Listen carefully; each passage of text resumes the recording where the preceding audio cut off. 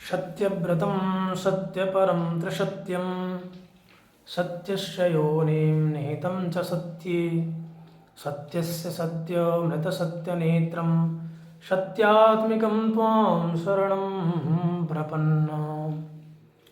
आप सभी भगवत प्रेमियों को मेरा प्यार भरा जय श्री राधे, सभी को जय श्री राम।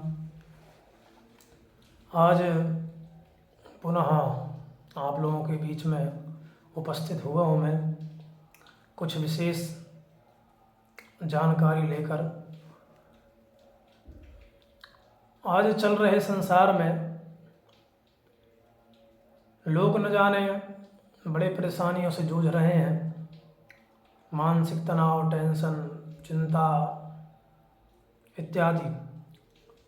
कुल मिला के कहने की बात यह है कि इंसान कई कई प्रकारों से दुखी है, एक प्रकार से नहीं है। कोई तन दुखी, कोई मन दुखी, कोई धन बिन रहत उदास, हथोड़ी थोड़ी सब दुखी, सुखी राम के दास। सुखी राम के दास, राम के दास कभी ना होवे उदास, बाकी सब हताश। इस संसार में केवल वही सुखी है जो केवल भगवान का दास बना बैठा है। बाकी आप किसी को भी देख लो, कोई अपने तन से दुखी है तो कोई मन से दुखी है और कोई धन से दुखी है। किसी के पास धन ही नहीं है तो परेशान है, लेकिन दुखी सब है, सुखी कोई नहीं है। करोड़पति के यहाँ जाकर देखोगे तो उसके यहाँ भी किसी न किसी कारण दुख में वो भी झेल रहा है, जूझ रहा है। और गरीब के यहाँ जाओगे तो दुखी तो वो तो रहेगा ही। लेकिन आज विशेष ध्यान देने वाली बात ये है, क्या हमको सुखी और दुखी करने वाला धन, व्यापार, दौलत, परिवार, बच्चे, ये सब हैं क्या? या हम दुखी किसी और वजह से भी होते हैं? तो मैं आज आपको बताऊं भैया कि इंसान न तो पैसा से दुखी होता है, न तो अपने परिवार से दुखी होता है, न तो बच्चों से दुखी होता है। किससे दुखी होता है? इंसान केवल अपने मन से दुखी हो जाता है। सुख और दुख का मूल कारण केवल मन ही है। हमारे मन के अनुकूल यदि कोई कार्य हो गया तो उसमें हम सुखी हो गए, और हमारे मन के विपरीत कोई कार्य हो गया तो हम दुखी हो गए। आपके मन में ऐसा है कि हमको एक मुंबई सिटी में बढ़िया बंगला बनाना है, फैक्ट्री बनवानी है। अगर आपके मन के अनुकूल वो कार्य होता रहा तो आप उसमें बड़े प्रसन्न रहेंगे, बड़े सुखी रहेंगे। लेकिन वो सुख ज़्यादा दिन का नहीं होता है, ये भी चीज़ ध्यान रखिएगा। जब तक वो कांटा, काम रूपी कांटा चुभा हुआ है, तभी तक आप सुखी रहेंगे। और जिस दिन वो कांटा निकल के आपके अंदर दूसरा कांटा लग जाएगा, उस दिन से फिर आप दुखी हो जाएंगे कि अब मेरे को 4 व्हीलर लानी है।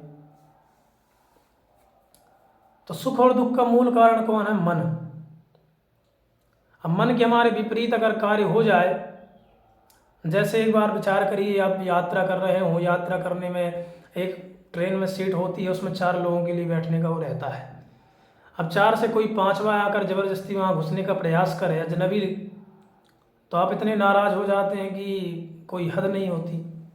न जाने उसको क्या क्या सुना जाए, जो कि आपको इतनी परेशानी हो नहीं रही है उसके बैठने से, लेकिन आप उसको अनेक प्रकार की बात सुना देंगे आप।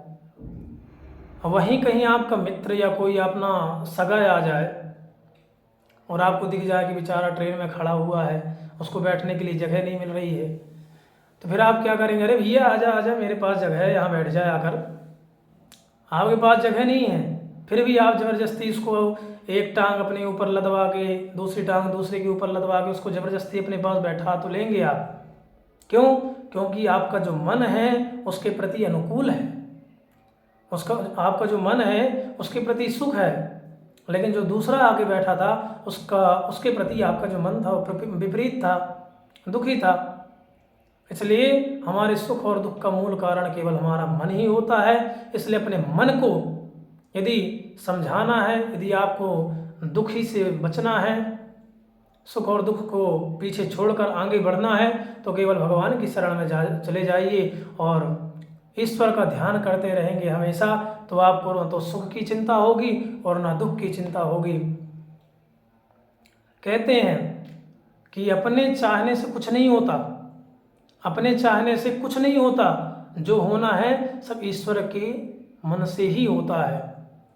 तो फिर क्यों सुखी दुखी होना भैया? जो होना, जो प्रारब्ध में यथा दुख में यत्नतः, जो प्रारब्ध में है तो आपको तो मिलना ही मिलना है। जैसे जैसे हमें संसार में दुख पाने के लिए कोई प्रयत्न नहीं करना पड़ता है। कहते हैं नर सोचे नहीं होत है, अप्रभु सोचे तत्काल, भली चाहत वैकुंठ को और प्रभु पठाए पाताल।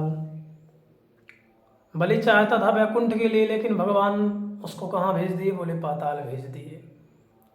इसलिए अपने सोचने से कुछ नहीं होगा, जो होना सब ईश्वर की इच्छा से ही होगा, उन्हीं की कृपा से होगा। इसी के साथ मैं अपनी वाणी को विराम देता हूँ। सभी को जय श्री राधे, जय श्री राम।